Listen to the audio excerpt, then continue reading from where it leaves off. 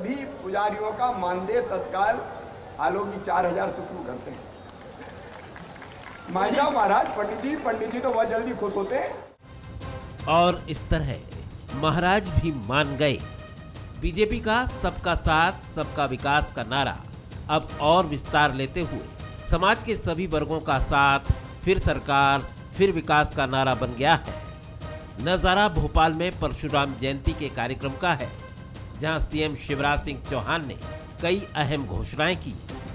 इसमें भगवान परशुराम को सिलेबस में शामिल किए जाने से लेकर संस्कृत पढ़ने वाले छात्रों के लिए छात्रवृत्ति तक की घोषणा शामिल है। जाहिर है 2018 के अनुभव से सीखते हुए बीजेपी ने अपने पिटारे में हर वर्ग के लिए अब कुछ ना कुछ छोड़ रखा है। अभी तो किताबें छप गई होंगी, मैं तत्काल पाठ्यक्रम समिति को बुला के निर्देश दूंगा कि भगवान परशुराम जी के चरित्र का पाठ पाठ्यक्रम में सम्मिलित किया जाए। अपनी सभी तैयारियों के बीच बीजेपी इस बार सोशल इंजीनियरिंग का भी पूरा ख्याल रख रही है। पिछड़ों और वंचितों के लिए वेलफेयर स्कीम है, तो मंदिरों में पुजारियों से लेकर संस्कृत की पढ़ाई तक के लिए सरकार के पास योजनाएं हैं। इधर कांग्रेस मुख्यमंत्री की इन घोषणाओं को चुनावी बता रही है। ब्राह्मण समाज के लोगों को कुछ घोषणाएं के माध्यम से लाभ पहुंचाने की बात की है, पर मैं समझता हूं कि लोग समझते हैं इस बात को कि 2023 का चुनाव है, इसलिए सवर्ण वर्ग को समेटने की कोशिश कर रहे हैं।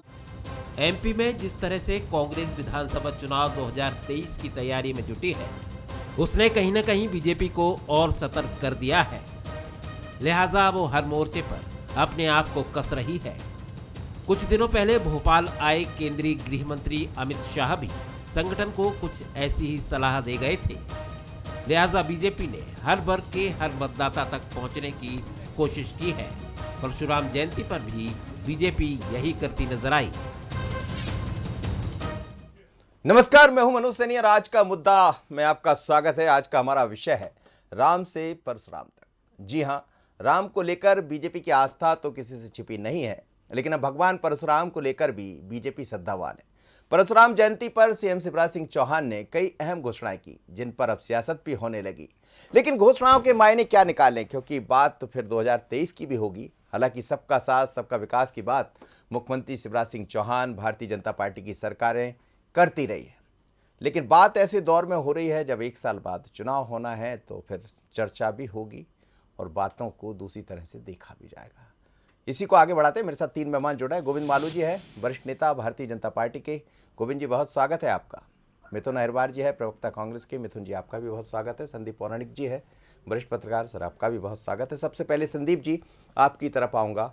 अमित शाह आए कुछ दिन पहले और बंद कमरे में भी उनकी चर्चा हुई, मंच पर भी चर्चा हुई। हम सुन रहे थे जब वो अनुसूचित जनजाति वर्ग के लोगों को बात कर रहे थे, एड्रेस कर रहे थे, उस दौरान वो कह रहे थे कि सबका साथ सबका विकास मोदी जी का सपना रहा है, उसी के साथ हमारी सरकारें आगे बढ़ी। आज बात परशुराम जी की हो रही है। अक्षय तृतीया का दिन है, क्षय ना हो अक्षय होता रहे, ये दिखाई दे रहा है। देखिए मनोज जी, बीजेपी है राम से परशुराम तक, जो आपका टाइटल है उसी पर बात करूंगा। अगर राम को जन जन के बीच पहुंचाने में राजनीतिक दल पर बीजेपी कोशिश करती रही और पहुंचाया है, मान लीजिए राजनीतिक तौर पर, तो आप ये मान लीजिए कि ब्राह्मण समुदाय वो है जिसका प्रतिशत भले कम हो सकता है, लेकिन समाज में उसकी लीडरशिप नजर आती है। आपने अगर वी.डी. शर्मा का एक बयान सुना हो तो उन्होंने कहा है कि विपन्न जरूर हो सकता है, आर्थिक तौर पर कमजोर जरूर हो सकता है, लेकिन ये दिशा देने वाला वर्ग है, संतों के साथ ब्राह्मणों को। तो मुझे ऐसा लगता है कि राम को स्थापित करने में ब्राह्मणों की मदद मिली। अब परशुराम के अनुयायी हैं ये, तो उन्हें खुश करने के लिए सरकार ने योजनाओं की घोषणा की। हमें एक चीज नहीं भूलनी चाहिए, उत्तर प्रदेश के चुनाव पर मैं जाऊंगा। उत्तर प्रदेश के जब चुनाव चल रहे थे तब ये कहा जा रहा था कि उत्तर प्रदेश का ब्राह्मण वर्ग नाराज है और योगी जी को बड़ा नुकसान हो सकता है, लेकिन अंत में बीजेपी ने उस वर्ग को मना लिया। वर्ग का प्रतिशत कम हो सकता है वोट का, लेकिन उस वर्ग ने बड़ी भूमिका निभाई समाज को बीजेपी की तरफ मोड़ने में, और अंत में बीजेपी उत्तर प्रदेश में चुनाव जीत गई। मुझे यह लगता है कि बीजेपी भी उसी राह पर मध्य प्रदेश में चल रही है कि इस वर्ग का प्रतिशत भले कम हो, लेकिन समाज को आगे ले जाने में, समाज तक संदेश पहुंचाने में इस वर्ग की भूमिका बड़ी होती है। बिल्कुल आप ठीक कह रहे हैं, और शायद इसी बात को बीजेपी समझ रही है। गोविंद मालू साहब, क्या यही सब आप लोग समझ रहे हैं? वैसे सबका साथ सबका विकास की अवधारणा को लेकर आप आगे बढ़ते रहे, पर जिस तरह से आज घोषणाओं की झड़ी लगी, एक तरह से कहा जाए, कई तमाम तरह की, चाहे वो पाठ्यक्रम में बात हो शामिल करने की, मानदेय देने की बात हो, छात्रों को छात्रवृत्ति देने की बात हो, कांग्रेस ये कह रही है कि उसमें 2023 का चुनाव दिखाई दे रहा है।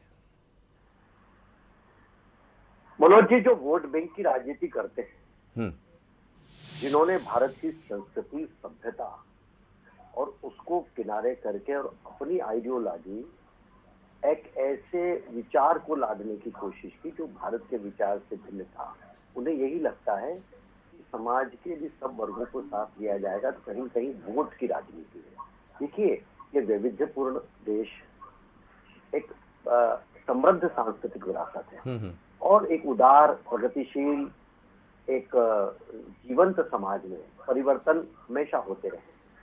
हमारा इतिहास केंद्रित रहा है दिल्ली पर। मुगल काल, ईस्ट इंडिया कंपनी, अंग्रेजों के जो नायक और जो हुए हैं हमारे यहाँ सल्तनत के राजा, उन पर हमने कभी उससे अलग जाकर नहीं देखा। हमने हमारे आगे आने वाली पीढ़ी को उस समय के जो लोग थे, जिन लोगों ने सत्ता में थे, वो पूर्वाग्रह से ग्रसित थे और उन्होंने ये बताया कि हम कब कब पराजित हुए थे। हमने जय का इतिहास नहीं बताया। तो ये परशुराम जी हमारे विष्णु के छठे अवतार हैं, वो भगवान हैं। और यदि हम इस देश में ईश्वर, भगवान, हमारी जो संस्कृति और हमारी जो सभ्यता, उसको नहीं मानेंगे तो कहाँ माना जाएगा। इंडोनेशिया जैसा इस्लामिक देश भी वहाँ की संस्कृति और सभ्यता के अनुरूप रामायण और राम लीला का मंचन करता है। तो हमारे देश में हम धर्म की, सबको उपासना की स्वतंत्रता है। हमने धर्मनिरपेक्षता और सेकुलरवाद को केवल एक वोट बैंक में जकड़ लिया है। इसलिए इन लोगों को लगता है कि हर चीज में वोट आता है। हर चीज में वोट कहाँ आता है? यदि हम किसी चीज को भूल गए हैं या हम उसको परिवर्तन करना चाहते हैं, तो कोई आसमानी किताब जैसा निरपेक्ष भाव नहीं है कि हम उसमें कभी कुछ बदल ही नहीं कर सकते। हमारी ये समाज जीवन में जो लगातार प्रवाहमान है, अलग अलग जगह पर हमने उसको परिवर्तनशील रखा है। नई समसामयिक विषयों को हम उसमें लेते हैं, तो कई सारे बदलाव। तो ये राम से परशुराम तक है या परशुराम के द्वारा बाकी सब चीज है? देखिए मनोज जी, मैं ये कहा हूँ, राम और परशुराम दोनों ईश्वर हैं, दोनों विष्णु के अवतार हैं। तो हमारी अगर सांस्कृतिक अभ्युदय और हम सांस्कृतिक राष्ट्रवाद में भरोसा करते हैं और जनसंघ के जमाने से हम कर रहे हैं, तब तो किसी ने वोट बैंक की बात नहीं की। जब हमने गौरक्षा की बात की, जब हमने राम मंदिर, जब हमने कॉमन सिविल कोड की बात की, ये समय का परिवर्तन है। तो लोग भी ये चाहते हैं कि हमारे इन प्रतिमानों, हमारे महापुरुषों और हमारे जो अध्येता, हमारे जो आख्यान और हमारी जो वेद ऋचाएं हैं, उनको हम फिर से समाज जीवन में चलिए ठीक है, बिल्कुल आप ठीक कह रहे हैं कि जो हमारी परंपरा रही है, उनका क्या योगदान समाज जीवन में रहा है। और भारत की सनातन संस्कृति का इतिहास तो ये बाकी धर्मों से बहुत पुराना है। जी चलिए सर, समझते आगे भी समझते, सनातन संस्कृति को समझते। हम सनातन संस्कृति की बात हो रही। मिथुन जी मेरे साथ जुड़े। मिथुन जी, क्या दिक्कत है इसमें यदि ये कि किसी गरीब छात्र को, निर्धन छात्र को छात्रवृत्ति सरकार देने की बात कर रही है,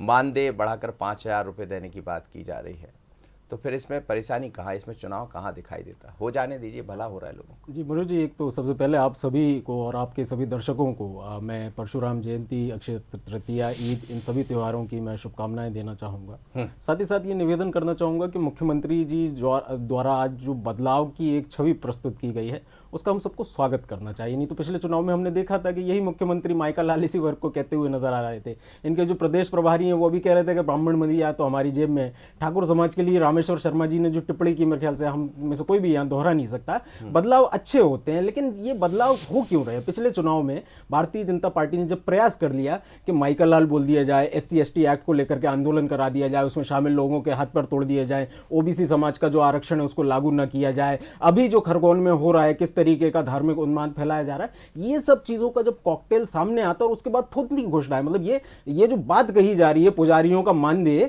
1500 रुपए हुआ करता था शिवराज सिंह जी की जब सरकार गई थी 2018 में, 4500 रुपए पीसी शर्मा जी के धर्मस्व मंत्री रहते हो 3 गुना करके हम लोग गए थे, आपने 500 रुपए बढ़ा दिए। कौन सा एहसान कर दिया साहब? 500 रुपए तो सिलेंडर पे तब से बढ़ गए जब से शिवराज सिंह जी ने दोबारा शपथ ली है। अभी आपको उसमें तेल का जोड़ना है, अभी आपको उसमें पेट्रोल का जोड़ना है, दाल का जोड़ना है, सब्जी का जोड़ना है, फल का जोड़ना है। इन सब चीजों को लेकर के महंगाई के अनुपात में आपको बढ़ाने की आवश्यकता थी, वो आपने किया नहीं। दूसरा बात, आपने कहा कि हम लोग संस्कृत के छात्रों को स्कॉलरशिप देंगे। ऐसा सर, बहुत प्रणाम आपका। मैं 12वीं क्लास में पढ़ता था तब 750 रुपए में संस्कृत ऑप्ट करने पर स्कॉलरशिप मिली थी। कौन सी आपने नई चीज कर दी? पुरानी बोतल नई शराब, इस तरीके की आपकी घोषणाएं होती रहती हैं। एक जो बात मालू जी ने कही कि आपने जो इतिहास पढ़ाया वो पराजय का इतिहास था। साहब, इंडियन नेशनल मूवमेंट के नाम से जो आईएएस कर रहे हैं उन तक को ये पूरा का पूरा इतिहास पढ़ना पड़ता है कि भारत का जो आजादी का इतिहास है, जो जय का इतिहास है, अंग्रेजों के ऊपर भी और हमारे पुराने जो जितने भी हमारे वॉरियर्स हैं उनका भी इतिहास, उन सबके इतिहास को तो हमने शामिल किया। लेकिन अगर आप ये कहते हैं कि वो लोग जिन्होंने पूर्वाग्रह से ग्रसित होकर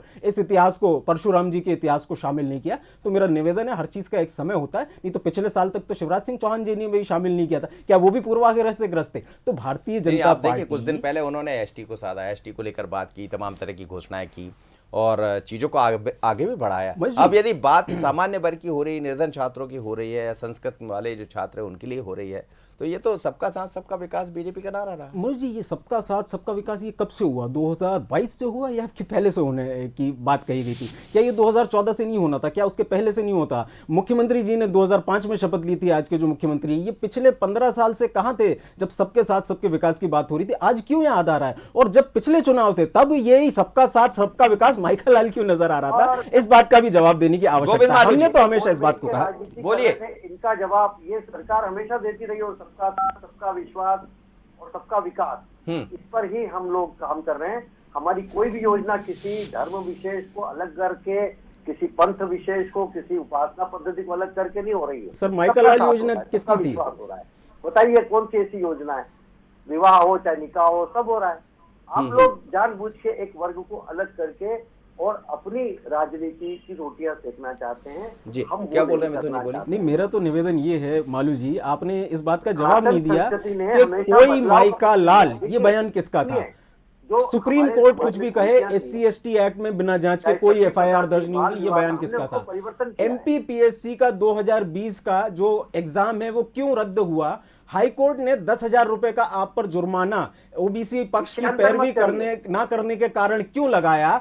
खरगोन में आपके द्वारा जो वैमनस्यता फैलाई जा रही है, PM आवास योजना मिले लोगों को, PFI का बताया जा रहा है, ये विभिन्न वर्गों के लिए ये योजनाएं किसकी हैं? जवाब सुन लीजिए। धर्मस्थल पर किसी दूसरी जगह का फोटो, कोई ध्वज लगाया हुआ, उसको देकर आप भेजना फैला रहे हैं। सर, कैलाश जी ने फैलाया है, उन पे FIR कब होगी? निंदा करनी चाहिए ऐसे लोगों की। हाँ बिल्कुल, कैलाश जी की निंदा करिए। नहीं, जो लोग इस तरह के कृत्य कर रहे हैं, जबरन वितंडावाद करते हैं और समाज में विमनस्यता फैलाते हैं। सर, ये लेकिन मिथुन जी, कांग्रेस नहीं चाहती क्या? कांग्रेस नहीं चाहती कि इनका विकास हो जाए, इन वर्गों के लोगों को अगर पलायन करना पड़े तो शर्म की बात है आपके लिए। कांग्रेस ने 2014 में अपने इलेक्शन मैनिफेस्टो में यह वादा किया था, यदि हम लोग सरकार में आते हैं तो economically weaker section EWS category को हम लोग आरक्षण देंगे। दुर्भाग्यपूर्ण रूप से हमारी सरकार नहीं आई। इससे पहले भी हमने ये कई सारी सरकारें में हमारी सरकारों की योजना थी, जैसे उज्ज्वला का आप नाम ले लीजिए, जिसका कि नाम इन्होंने बदल दिया। हमारी सरकार में ये लोअर इनकम ग्रुप के लोगों को, आपने देखा होगा मकानों में भी LIG यानी लोअर इनकम ग्रुप, HIG यानी हायर इनकम ग्रुप, MIG यानी मिडिल इनकम ग्रुप, हमने तो सब वर्गों का ख्याल रखा, शुरू से रखा। समाज में जो ज्यादा कमजोर थे उनके लिए ज्यादा प्रावधान लाए, लेकिन हमने कभी आग नहीं लगाई, कभी हमने किसी को माइकल लाल नहीं बताया, कभी हमने किसी को संविधान के विरुद्ध नहीं बताया, कभी हमने किसी के लिए ये नहीं कहा कि इन लोगों को समाज में कोई अधिकार नहीं। हमने संविधान का पालन किया, हमने ना किसी का अपीसमेंट किया, ना किसी को बढ़ावा दिया, ना किसी को हमने कमजोर कर, संविधान की मूल भावना के अनुरूप हमने काम किया। भारत अभियान निर्मल भारत अभियान बन गया। देखिए, योजनाएं तो सब अच्छी बनती, क्रियान्वयन कैसा होता है उस पर नजर डालिए। ठीक है, 1 रुपए का 15 पैसे नीचे पहुंच रहा था, आपके प्रधानमंत्री कहते थे। सर, उसी के लिए आधार कार्ड लाए थे। मैं लौट रहा हूं, आधार कार्ड के बिना लौट रहा हूं। गोविंद जी, आपकी बात पूरी करूंगा, लौट रहा हूं। संदीप जी से एक प्रतिक्रिया लेने दीजिए। समाज जीवन में अलग अलग जगह संदीप जी से प्रतिक्रिया ले। संदीप जी, आप कह रहे थे कि बहुत ज्यादा यदि नहीं है सामान्य वर्ग का, यदि हम चुनाव की दृष्टि से देखें, 2023 की दृष्टि से देखें, फिर भी एक महत्वपूर्ण भूमिका तो निभाता है, इसमें कोई शक नहीं है। और बात आपने बी डी शर्मा की भी कही, उत्तर प्रदेश का जिक्र भी किया। बीजेपी अब ये समझ रही है कि 2018 में जो गलतियां हुई है, कहीं जो भी जिससे भी चूक हुई हो, उनको अब ठीक कर लिया जाए समय से पहले। मनोज जी, स्वाभाविक सी बात है, जो राजनीतिक दल अपनी गलतियों से और अपनी चूक से सीख लेते हैं वही आगे बढ़ते हैं। मुझे ऐसा लगता है कि 2018 के चुनाव में बीजेपी से जो गलतियां हुई हैं उनसे सीख लेके चल रही बीजेपी, और कोशिश कर रही है कि उन सारे वर्गों को अपने से जोड़ा जाए जो उससे दूर हो जाता था। उदाहरण के तौर पे जैसे आपने एसटी की बात कही, आदिवासी वर्ग की, हम देखते हैं पिछले 7 माह में 3 बड़े दौरे, 2 अमित शाह जी के, एक प्रधानमंत्री का हो, उसी वर्ग को खुश करने के लिए। मालू जी कह सकते हैं कि सबका विकास, सबका साथ, तमाम बातें, ये नारे हैं चुनावी, लेकिन कहीं ना कहीं वोट बैंक की बात होती है, क्योंकि आप सत्ता में तब रहेंगे ना जब आपके पास वोट बैंक होगा, जब आपको वोट मिलेंगे। आपका कल्याणकारी राज्य ही होता है जिसका काम है समाज के लिए काम करना, फैसले लेना। मुझे ये लगता है कि बीजेपी का वोट बैंक रहा है ब्राह्मण वर्ग, परशुराम जयंती मनाई है, लेकिन वर्तमान दौर में बीजेपी को भी ये लगने लगा है कि इस वर्ग की भूमिका और बढ़ सकती है।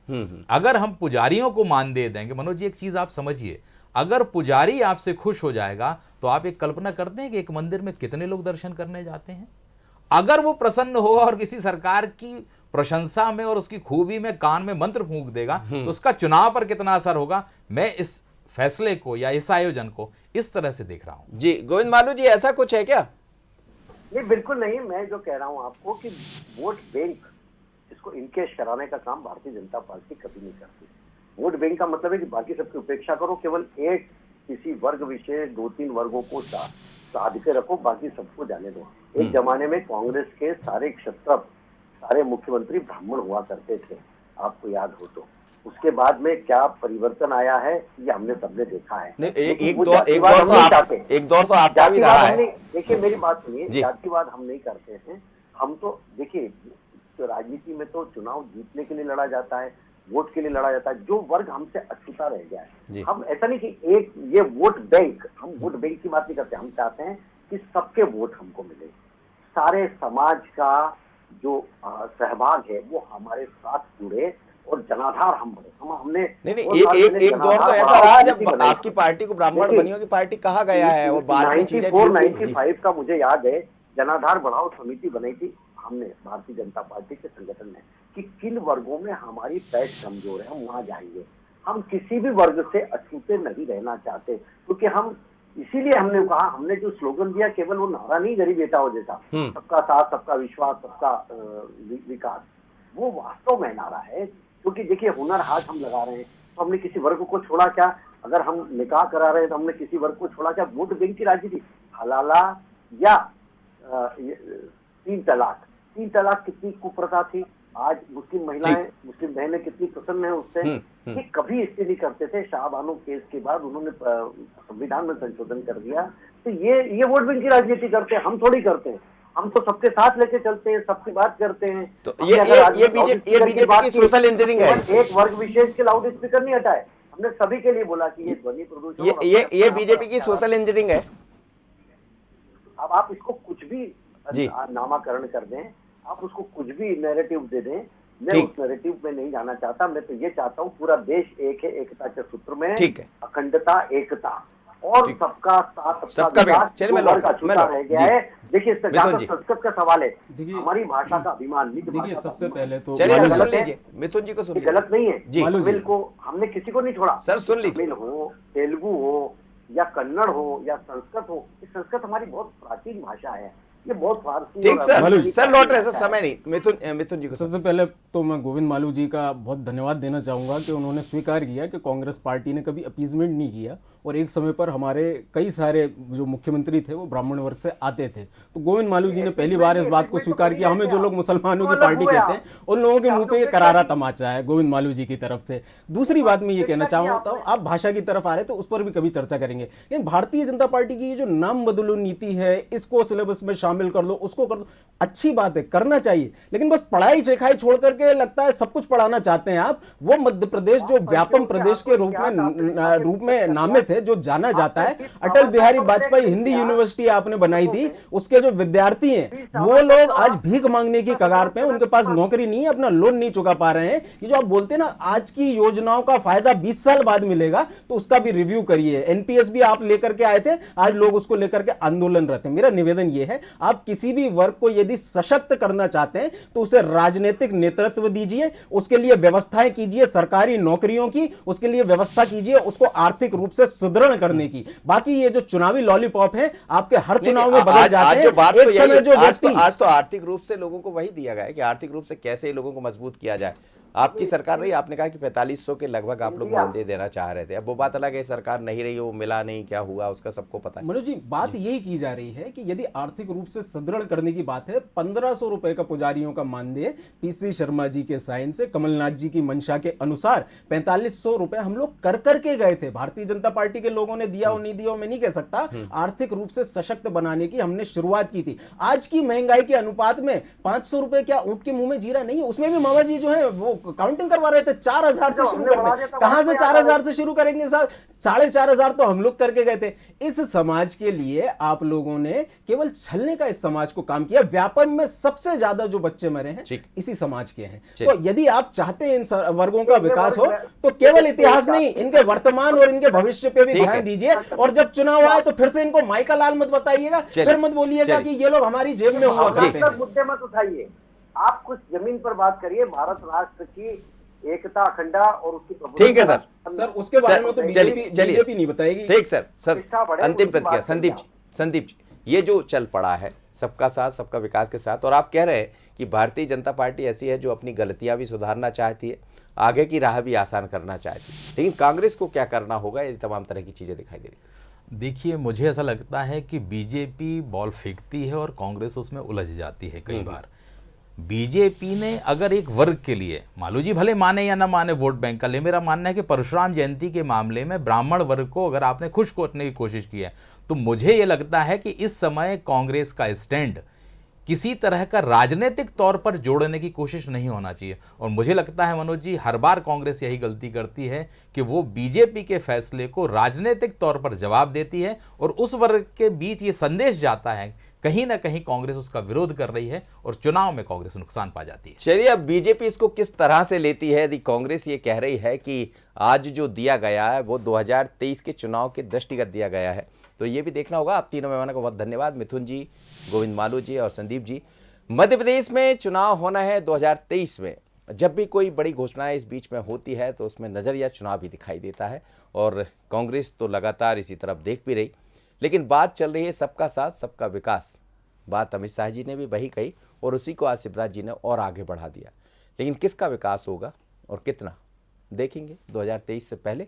मुझे दीजिए इजाजत, बने रहिए वंसल न्यूज़ पर। आगे देखिए छत्तीसगढ़ आज का मुद्दा में संस्कृति का सम्मान। नमस्कार।